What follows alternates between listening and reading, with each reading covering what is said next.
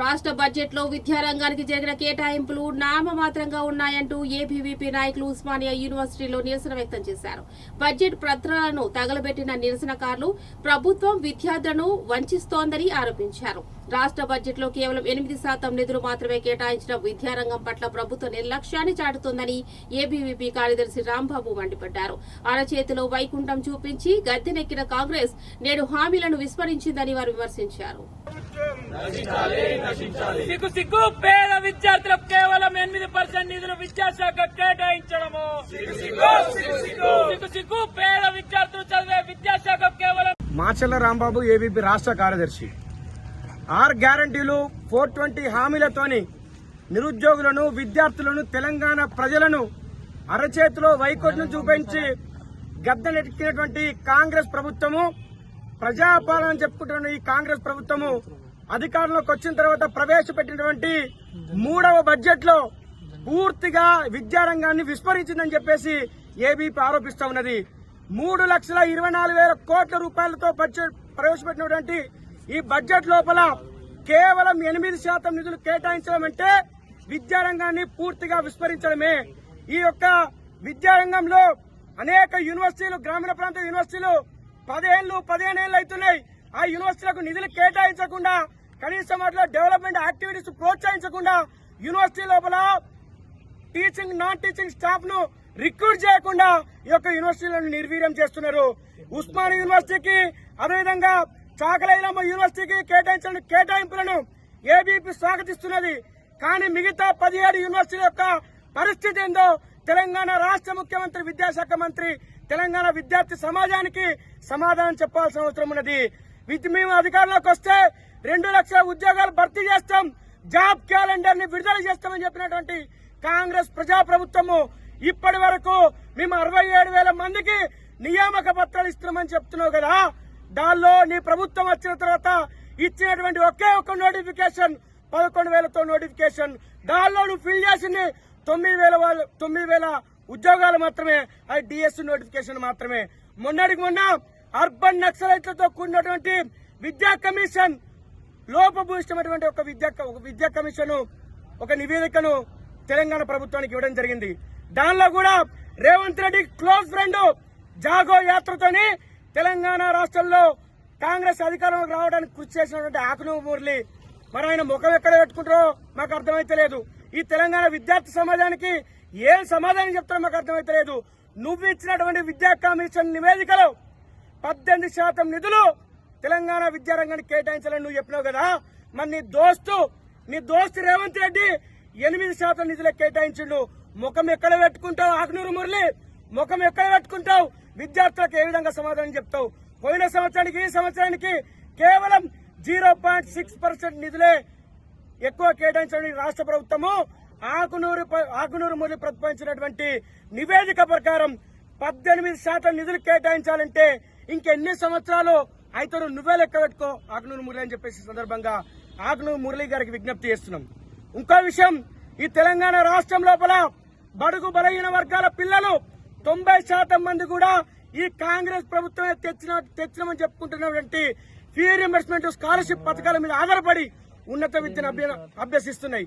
కానీ 9,500 కోట్ల రూపాయల బకాయిలు ఉన్నప్పటికీ కూడా కనీసము ఈ యొక్క బడ్జెట్ సమావేశాలలో గాని, ఈ బడ్జెట్ ప్రసంగంలో గాని ఆర్థిక మంత్రి గారు ఒక్క ప్రకటన చేయలేదంటే ఈ యొక్క ఫీ రీయింబర్స్మెంట్ పథకాన్ని ఈ కాంగ్రెస్ ప్రభుత్వం ఎత్తివేయడానికి కుట్ర పడుతుందని చెప్పేసి ఏబీపీ ఆరోపిస్తున్నది.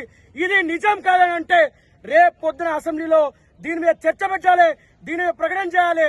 24 గంటల్లో మీ యొక్క బకాయిలను రిలీజ్ చేస్తామని చెప్పేసి ప్రభుత్వం స్పష్టమైన ప్రకటన చేయాలని చెప్పేసి ఏబీపీ డిమాండ్ చేస్తున్నది. ఈ విధంగా విద్యారంగాన్ని పూర్తిగా భ్రష్టు పట్టిస్తూ విద్యాశాఖ మంత్రిగా ఉన్నటువంటి రేవంత్ రెడ్డి గారు పూర్తిగా అటర్ ఫ్లాప్ అయిండు. కాబట్టి ఇప్పటికైనా నువ్వు విద్యాశాఖ మంత్రిగా రాజీనామా చేసి దానికి సపరేట్ ఒక మంత్రిని నియమించాలని చెప్పేసి ఏబీపీ డిమాండ్ చేస్తూ ఉన్నది. బట్టి విక్రమార్క గారు ప్రవేశపెట్టిన బడ్జెట్ ఏముందంటే గాలిలో మేడలు కట్టేటోడే, గంటకొక్క మాట చెప్పేటోడే.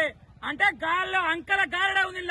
3,24,234 కోట్ల బడ్జెట్ లో విద్యార్థులు ఏం తప్పు చేశారు? కేవలం 10% నిధులు కూడా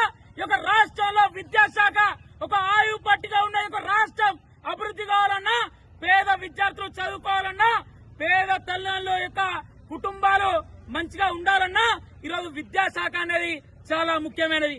కానీ ఒక రాష్ట్రంలో ఉన్న ముఖ్యమంత్రి కావచ్చు, ఈ రాష్ట్రంలో ఉన్న ఆర్థిక శాఖ మంత్రి కావచ్చు, ఏ విధంగా వేరుస్తారంటే, అయ్యా నాకు ఏం సంబంధం లేదు, నేను ఇట్టే పైసలు ప్రవేశపెడతా, ₹1 రిలీజ్ చేయ. అయ్యా రేవంత్ రెడ్డి, మొన్నటికి మొన్న మా యూనివర్సిటీకి వచ్చినావు, యూనివర్సిటీ రిక్రూట్మెంట్ చేస్తాను, ఉస్మాన్ యూనివర్సిటీ ఎటుపోయింది? విశ్వవిద్యాలయాల రిక్రూట్మెంట్ ఎటుపోయింది? నీ బడ్జెట్ లో ప్రస్తావన ఎటుపోయింది? పేద విద్యార్థులకు 9,000 కోట్ల రూపాయలు పెండింగ్ లో స్కాలర్షిప్ ఉన్నాయి, ఈనాటికి కూడా ₹1 రిలీజ్ చేయని పరిస్థితి. విద్యా కమిషన్ చైర్మన్ ఉన్న ఆకునూరు ముని ఎత్తడు 18% నిధులు కేటాయించుకున్నాం, 18% నిధులు కేటాయించుకున్నాం, విద్యారంగాన్ని సస్యశ్యామలం చేస్తాం, వీళ్ళంతా భ్రష్టు పట్టించారు ఇన్ని రోజులు అని చెప్పాడు. మరి నువ్వేం చేస్తున్నావా? పీకుతున్నావా? మరి మీ ముఖ్యమంత్రి ఏం ప్రవేశపెట్టిండు? మీ ఆర్థిక శాఖ మంత్రి ఏం చెప్పిండు? బడ్జెట్ లో 8% నిధులు పడితే మరి 18% కి 8% కి ఎంత తేడా ఉంది? నీకు చదువు రాకపోతే నేను లెక్క చెప్తా. 10% నిధులు తేడా ఉంది. కాబట్టి ఏదైతే తెలంగాణ రాష్ట్రంలో విద్యార్థి వ్యతిరేక ప్రభుత్వంగా ఉన్న విద్యారంగాన్ని భ్రష్టు పట్టిస్తున్నా ఈ యొక్క రాష్ట్రంలో కాంగ్రెస్ ప్రభుత్వాన్ని కుప్పగులే రోజులు దగ్గర పట్టాయి. బిడ్డ రేవంత్ రెడ్డి గుర్తుంచుకో, ఇదే విద్యార్థి పరిషత్ నాయకుడు మాకు రావాల్సిన విద్యారంగానికి 15% నిధులు రా. తెలంగాణ రాష్ట్ర అసెంబ్లీలో ప్రవేశపెట్టినటువంటి బడ్జెట్, ఈ బడ్జెట్ ని ఏబీవీపీ విద్యా వ్యతిరేక బడ్జెట్ గా, విద్యార్థి వ్యతిరేక బడ్జెట్ గా అభివర్ణిస్తా ఉంది. ఎందుకంటే అభివృద్ధి చెందిన చెప్పినట్టు రాష్ట్రం అని చెప్పినటువంటి కాంగ్రెస్ నాయకులు కనీసం 10% నిధులు కూడా విద్యాశాఖ కేటాయించలేరంటే వాళ్ళకి విద్య పట్ల ఎంత చిత్తశుద్ధి ఉందో మనం అందరం అర్థం చేసుకోవాలి. విద్యార్థి మిత్రులారా, కాంగ్రెస్ నాయకులు బట్టి విక్రమార్క అసెంబ్లీలో బడ్జెట్ ప్రవేశపెడుతూ చప్పట్లు కొడుతూ ఇకలు పకపకలు పెడుతూ ఇదో బడ్జెట్ ఏదో గొప్ప బడ్జెట్ లాగా వాళ్ళు నవ్వుకుంటూ చప్పట్లు కొడుతూ బడ్జెట్ ఆమోదించారు. ఈ బడ్జెట్ లో కేవలం 8.6% నిధులను మాత్రమే విద్యాశాఖకి కేటాయించడము చాలా విడ్డూరకరము. ఈ యొక్క బడ్జెట్ లో ఉస్మాన్ యూనివర్సిటీకి 1000 కోట్లు, చాగల యూనివర్సిటీకి 400 కోట్లు అని చెప్పేసి వాళ్ళు మెన్షన్ చేయడం జరిగింది. పోయిన బడ్జెట్ లో కూడా చాగల యూనివర్సిటీకి 500 కోట్లు రిలీజ్ చేసిరు తప్పితే అది కేవలం మాటలకు మాత్రమే పరిమితమైంది.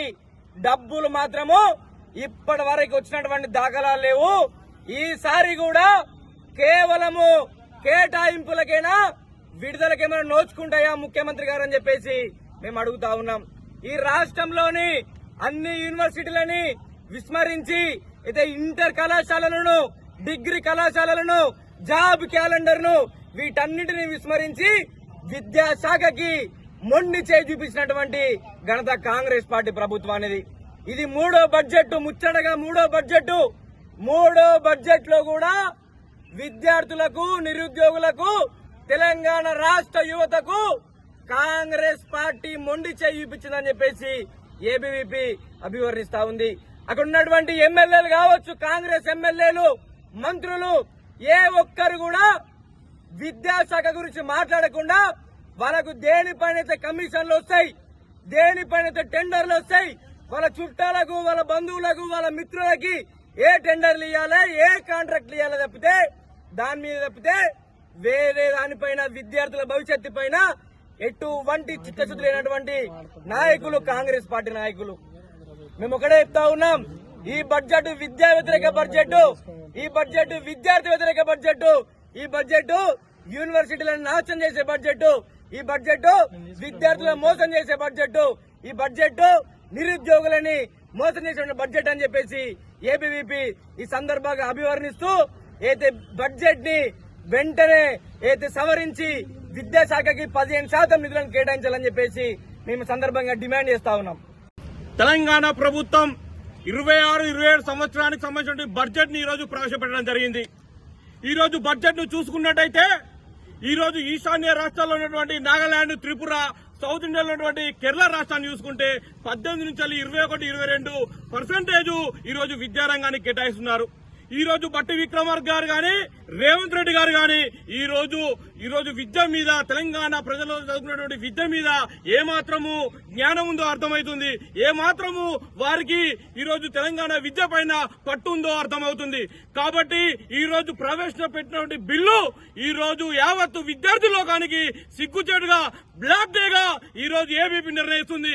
ఎందుకోసమంటే విద్యనే ఈ భారతదేశానికి కానీ రాష్ట్రానికి కానీ గుండెకాయ లాంటిది.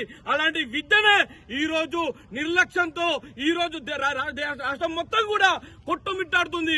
ఈ రోజు సంక్షోభంలో నెట్టుకడుతున్న ఈ రోజు కాలేజీలన్నీ కూడా ఈ రోజు 11,000 స్కాలర్షిప్లు ఫీజు రింబర్స్మెంట్ విడుదల చేయకుండా ఈ రోజు 26,000 కోట్లు 3,24,234 కోట్ల బడ్జెట్ పెట్టిన 1 లక్షల కోట్ల బడ్జెట్ దానిలో 26,000 ఎవరికి సరిపోతాయ్యా? ఈ రోజు 11,000 కోట్ల రూపాయలు స్కాలర్షిప్లు ఫీజు రింబర్స్మెంట్ రూపంలో వెళ్లిపోతున్నాయి కదా. మిగిలింది ఎంత? స్కూల్ ఎడ్యుకేషన్ కి ఎంత, ఇంటర్మీడియట్ బోర్డుకి ఎంత, హైయర్ ఎడ్యుకేషన్ కి ఎంత, యూనివర్సిటీలకు ఎక్కడయ్యా? ఈ రోజు కేవలం నత్త నడక నడుస్తుంది. అడ్మినిస్ట్రేషన్ చేయరాక ఈ రోజు కాంగ్రెస్ ప్రభుత్వం గద్దెనెక్కి కేవలం చోద్యం చూస్తుంది. ఈ రోజు ఎట్లా అని సతమత అవుతున్నారు. కేవలం ఈ రోజు రాష్ట్రంలో రక్షకులుగా ఉండాల్సినటువంటి పోలీసులను రక్షకులుగా పెట్టి రాక్షసుల్లాగా వ్యవహరిస్తుంది. శాంతి భద్రత విషయాల్లో చూసుకున్నైతే ఎక్కడికక్కడ నిర్లక్ష్యం. కేవలము ప్రజా ప్రతినిధులకు తొత్తులుగా ఈ రోజు రక్షకులుగా మారి తప్ప మరొకటి లేదు. ఇప్పటికైనా ఈ రోజు ప్రభుత్వము మేల్కొని మీరు వెంటనే 15% బడ్జెట్ విడుదల చేయకపోతే ఖబర్దార్ రేవంత్ రెడ్డి గుర్తుపెట్టుకో, నీ గద్దను దింపేదాకా నీ పీఠాలు కదిలేదాకా ఏబీవీపీ యుద్ధం చేయడానికి కంకణం కడుతుంది.